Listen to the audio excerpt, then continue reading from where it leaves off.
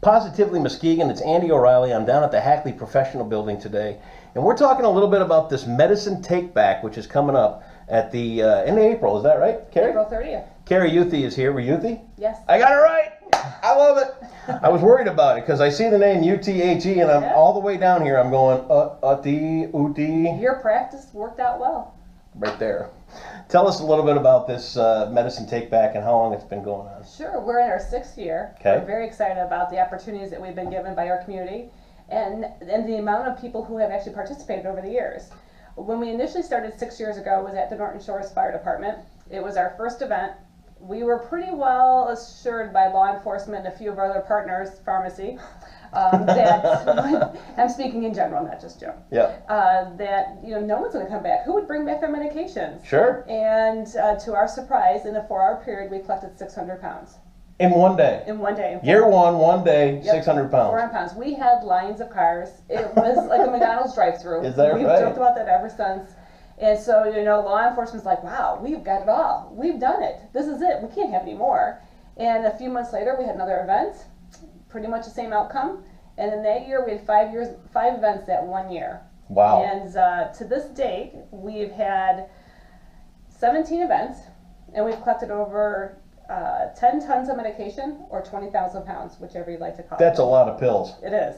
If you think about those little pills, they're very light. Yeah. But what's amazing, when they get into we used to initially use these steel bins. Yeah. We put them in there, and these bins steel drums were very heavy. Yeah. And once you take the air out, those things just add up in weight. Sure. So typically a plastic drum we move to about this round and about so tall. Sure. Weighed about 150 pounds. Wow. Yeah. And what's really great about the program since the get-go, we utilize a service in Grand Rapids that it's the only one in the area. Actually, people from Chicago come out this way. They're licensed for destroying medications. Really? And they're approved by the DEA and the EPA and so forth. And what's great about it is that when they're incinerating these large amounts of medication, it produces steam, which then produces electricity. Oh. We're all green. It is. Everybody's green. You got to find a green way to do something sooner or later. It is. So we're getting out of the environment. We're getting it out of the hands of kids.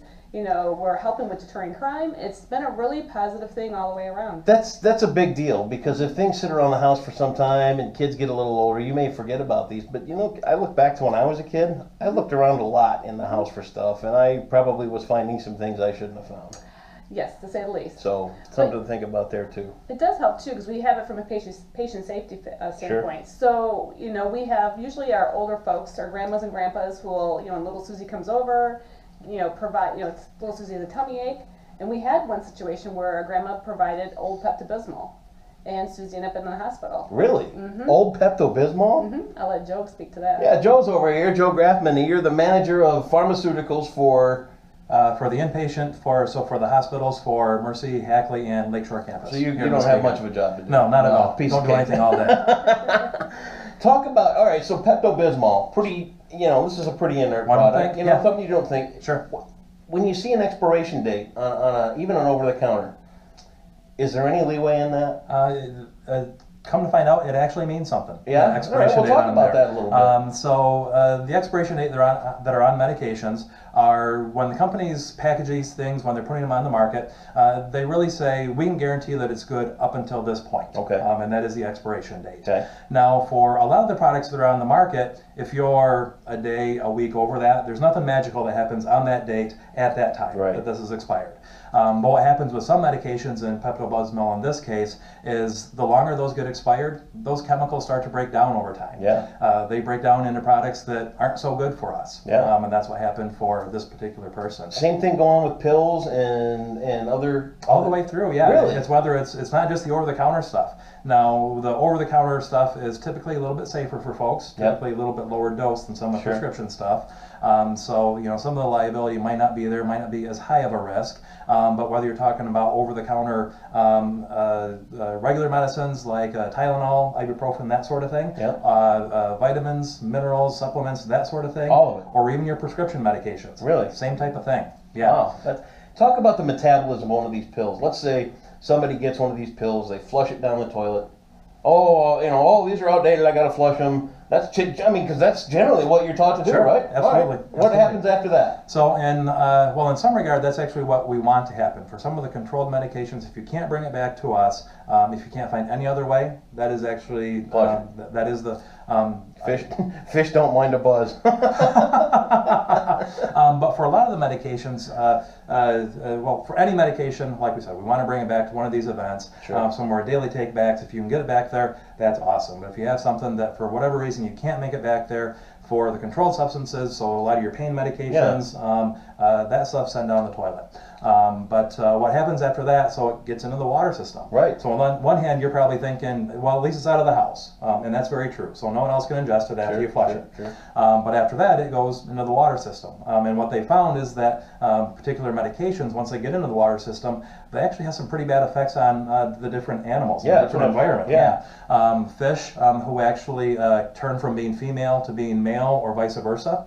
Not a good thing, depending on what the chemical is. And even worse, I mean, some of these medications that we take and it helps us can actually be detrimental or fatal to the environment. Yeah. So nothing you really want. Well, we recently had found out, actually not too long ago, with our water treatment facility, and all of them are this way, there's no way for them to truly filter out the medications. Yeah, because it's so small. Well, yes, and it's just recycling back and forth, and it's a continuous cycle. The problem is, we keep ingesting it and then we urinate it out. Yep. So then they clean it, comes back, and it just keeps cycling. Well, when we looked at one of the reports, there was one medication that hasn't been prescribed in 20 years, and it wasn't the #1 medication that they had. It was very close if it wasn't. Wow. Yeah, so, and that just blew our mind because it hasn't been prescribed in 20 years, and here it is one of the #1 medications that's still being recycled in our water. No kidding. And another, if they're not able to bring it back to one of the events or one of our daily take-backs, the next suggestion would be maybe to put in kitty litter, sawdust, grind it up, and then throw it out. Okay. I would say probably the last piece would be then to throw it down the sink or the toilet that way, just because of those facts. But they do suggest, go ahead and people will, crush them up and, get rid of it that way is another opportunity. So let's just say I've got a bottle of stomaceptine mucous membrane therapy sitting around the house. 6 ounces. This was made when? What do you think? It's an antacid? Bismo comp. If this is sitting in your house, drop it off, okay? This is a great story too. We're Dr. Wetzel's quick relief for asthma. This was set fire to before you ingested it. Think about that. It is. Here's another one. If you want to tell the truth, we got some of this back. Oops. Talk about this one. What's this? Sodium pentothal. So, Really? Yeah. Good old stuff. And they were using it. This wasn't one for the rats, was it, Joe? No. So this medication, I mean, medications like this can be used as to help with surgeries and that sort of thing. Yeah. One of the other things that they found that it could be used for, though, was to help people tell the truth too. What was cool about this is that it was actually it was powder, and this is I've been practicing for probably about 15 years. This is the first time that I'd seen. You're 15 years into this? You ain't old enough to be 15 years of pharmacist. Come on. But this glass container actually had powder in it. Did it really? And it's something that, I mean, any container like that you get nowadays, it's just in liquid form. It's just so you just, it's ready to go. So very interesting. This one's kind of fun. Check this one out. Dr. Hand's Pleasant Physic for adults and children. Each fluid ounce contains alcohol, 6%. Nice. I don't even know what that word is. Phenolphthalein. That's a big word. Yeah. A lot of things. And licorice. Hey, perfect. Go. What do we do with Dr. Hand's Pleasant Physic? It was teething lotion, it looks like. Teething lotion. Cough medicine. Yeah. Yep. If it's old, you want it out of your house, and if it's a prescription med, this is the time to get rid of it. Now, what if somebody comes along with a bunch of prescriptions that say their mom and dad passed away, and they were sitting around? There's no questions asked? No questions asked. Nothing like that? We'll even take back illicit drugs. Really? Like say parents find something of their kids' rooms, law enforcement said they would not, pursue it at all, as long as it's getting out and it's getting back into the right, places for destruction. Perfect. So, and that's what our program's about. They can also bring back used sharps too. Yeah, needles and things like that. Sure. Which is really great. Be able to provide that service in this community because there's nowhere else for people to take those back. Sure. So yeah, no questions asked. Basically, the process when they come up to the fire department is we have it all set up. It's all directional. They come on in and they meet a greeter. We hand them a survey. It's usually about 4 to 7 questions that are on there.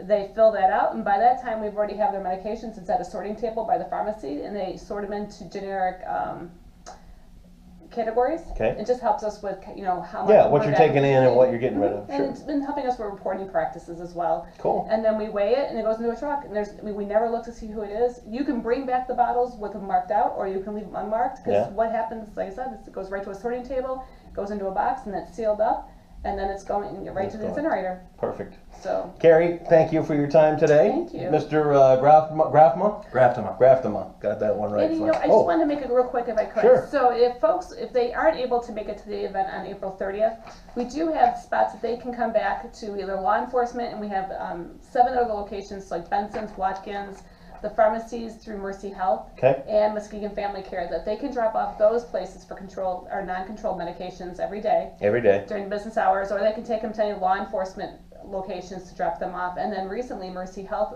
pharmacies can also take back controlled substances Perfect. as well. So there's options all the time. We'll have it all linked right here on Positively Muskegon. Thanks, guys, for your time today. Thank you so Yeah. much. Bring those medicines back, get rid of them, be done with it, and it's a great way to take care of the environment and your home. Thanks for tuning in.